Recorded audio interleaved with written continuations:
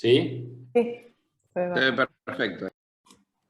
Bueno, vamos a ver una paciente, vamos a cambiar un poco de la neurooftalmología al estrabismo. Una paciente de 70 años de edad, sexo femenino, que me deriva Cristian, una miopía degenerativa, ya de mucho tiempo de evolución, un paciente no era de Buenos Aires, que había sido derivado al consultorio para hacer un jack láser en un ojo. Y tenía como antecedentes un experimento de retina que había ocurrido en 1986, le habían hecho cirugía convencional, le habían hecho 2 cirugías para conseguir aplicar la retina, y a partir de ahí la paciente empezó a desviar, tenía una cirugía de catarata en el ojo izquierdo, que había quedado con una miopía residual, así que después le hicieron un LASIK en ese ojo y había quedado bien. Y después la cirugía de catarata, que fue en el 2014, fue más complicada, según refiere el hijo, que era un poquito más claro en el interrogatorio, dice que había tenido más de una cirugía porque había quedado con una pupila discórica y le habían reacomodado el lente. Así que cirugía, en resumen, es una cirugía de retina inicial, cirugía de catarata en ambos ojos. Y bueno, había empezado a desviar luego de la cirugía de retina, que fue aumentando progresivamente. Llevaba ya 35 años con el ojo en esa situación. Y curiosamente tenía ya, la paciente medio que se había acostumbrado, como muchas veces pasa, tenía una miopía tan importante con una atrofia cororetinal que a veces la diplopía la podía controlar. Uno no sabe si es por los escotomas que tiene por esa misma atrofia cororetinal. Y como pasa muchas veces en diplopias de tanto tiempo de evolución, ya al final el paciente, si bien se dice en los libros, siempre dice que la supresión en el cerebro, la plasticidad sensorial termina a los 8 años de edad. Vimos muchas veces pacientes que tienen, obviamente, más de 8 años de edad y sin embargo, después de mucho tiempo de diplopia, es como que terminan ignorando. Así que hay cierta plasticidad sensorial en adultos también. Esta paciente medio que ya decía que si cuando se fijaba, pues sí prestaba atención, veía doble, pero que no era su problema, le importaba acá su tema también de la desviación. Tenía una agudeza visual buena, a pesar de que ese ojo estaba en la nariz, tenía 7 décimos, el otro ojo tenía 5 décimos, eurofaquia, una atrofia corretinal. Y vamos a ver las fotos. Esta es la paciente que llevaba ya sus 35 años con el ojo en esa posición, con buena agudeza visual, cirugía de retina con un muy buen resultado, cirugía de catarata que había sido más peleada, con más de una intervención, pero que había quedado muy bien. Ojo izquierdo con una cirugía de catarata con un LASIK posterior, pero que digamos que había llegado, a pesar de tener esa tremenda miopía, tenía una muy buena agudeza visual y tenía todo su trastorno psicológico de llevar tantos años el ojo en esa posición.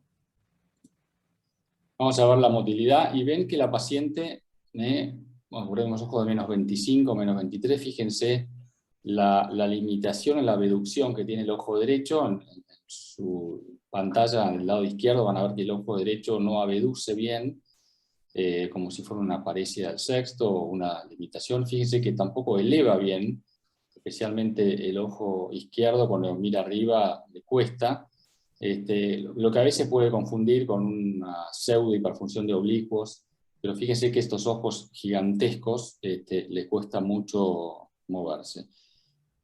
Antes se decía que estos miopes altos tenían estas alteraciones porque el ojo es tan grande que roza con la pared orbitaria.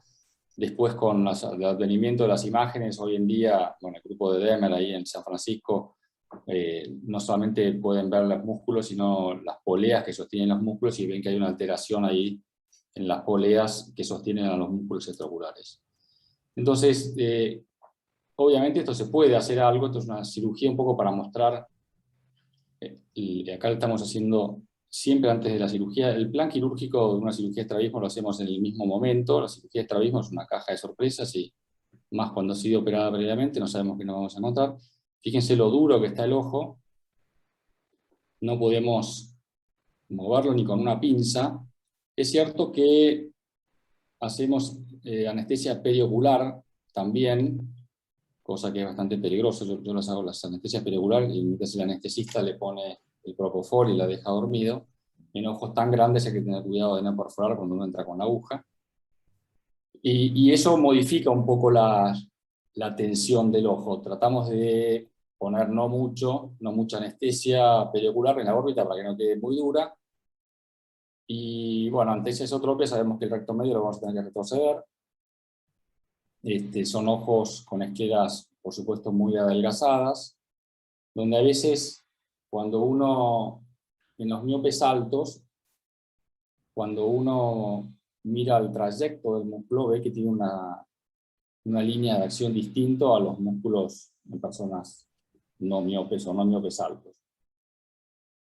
Entonces, suturamos con Viking 5 ceros. Hasta ahí, bueno, todo bien, bien que se ve, digamos, zonas azuladas, la esclera muy adelgazada, hay que tener cuidado de no perforar, es el gran tema en estas escleras adelgazadas, no perforar el ojo, que en un miope obviamente va a ser mucho más complicado. Y hacemos el retroceso de manera convencional. Como les dije, un poco acá hacemos 7 milímetros, que es un retroceso bastante amplio. Tratamos de no hacer mucho más para no crear una limitación con el mismo retroceso. Si bien hay casos, como por ejemplo con restricciones importantes como en el Graves, que tenemos que hacer retrocesos mucho más amplios.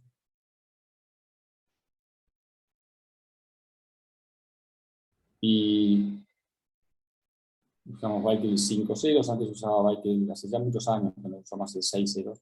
Entonces ahí es un retroceso de 7 milímetros. Fíjense, ponemos un poquito de viscoelástico en la córnea para protegerla. Ya se ve a trasluz zonas blancas ahí de la retina por la atrofia corioretinal que tiene.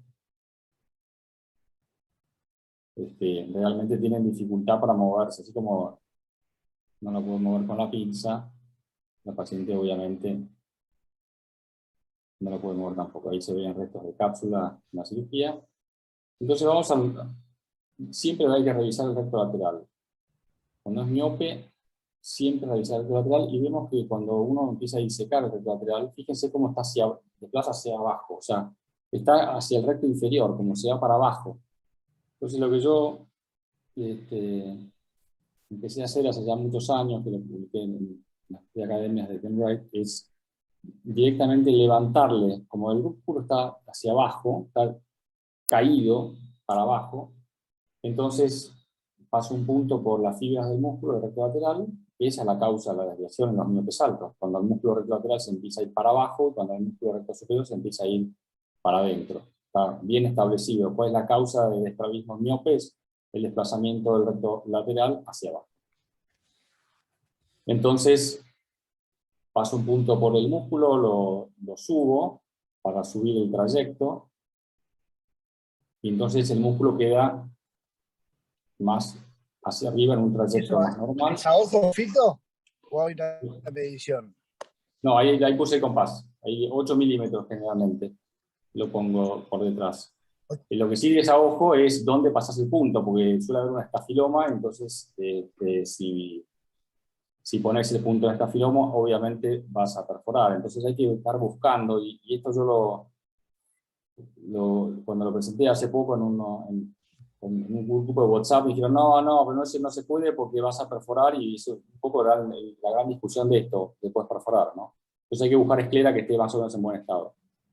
En el otro ojo vemos que tiene un buckling, ahí se veía el buckling, y también hizo un retroceso, y el paciente mejoró la alineación. El paciente en especial le pedí por favor que sonría, aunque sea para la foto del Ateneo, pero vemos que mejoró bastante la alineación.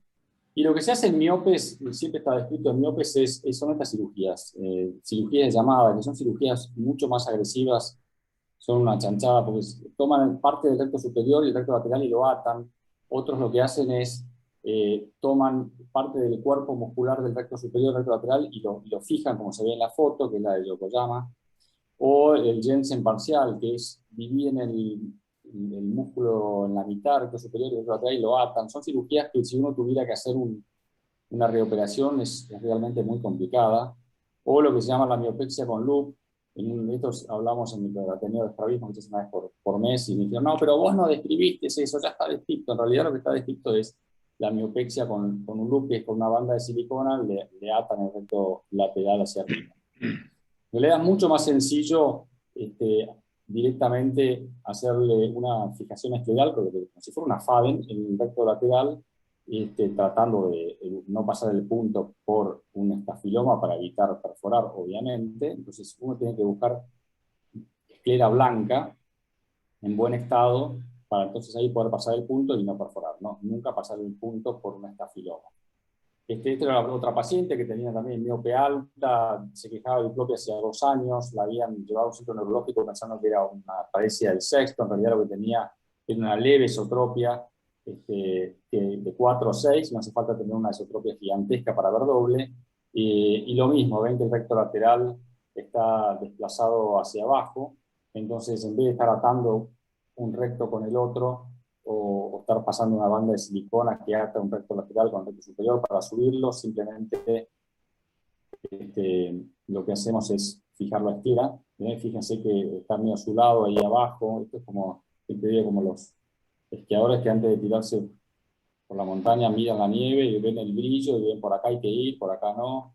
Bueno, en la esquina hay que ir mirando y ver dónde pasar el punto, dónde no. Fíjense que ahí se ven zonas azuladas donde uno no tiene que pasar el punto. Entonces, como dijo Patricio, a ojo, bueno, a veces sí es a ojo, porque a 8 milímetros ahí no lo puedo poner, porque si lo pongo 8 milímetros por detrás, seguro que perforo.